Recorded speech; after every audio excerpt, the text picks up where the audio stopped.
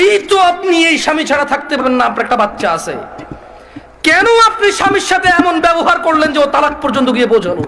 ওর উপায় কি? ওই বেচারার উপায় কি? ধরলামও খারাপ, ওর চেয়ে নিকৃষ্ট পুরুষ আর এই পৃথিবীতে আমি ধরে নিলাম।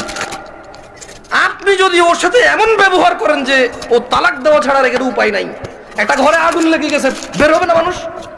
মানুষ বের হবে না? এই দরজা বন্ধ, সেই দরজা বন্ধ, সেই দরজা বন্ধ, জানালা দিয়ে হলো তো মানুষ বের হবে, বের হবে না? তা আপনি এমন এক সংসারের মধ্যে কেরেঙ্গাল লাগাই দিয়েছেন, কিচ্ছা কাহিনী লাগাই দিয়েছেন, এমন এক অশান্তি লাগাই দিয়েছেন, ও আর তালাক ছাড়া বেরোতে পারছে না এখান থেকে। এমন করলেন কেন? এই যে এখন কান্নাকাটি করতেছেন, এমন করলেন কেন?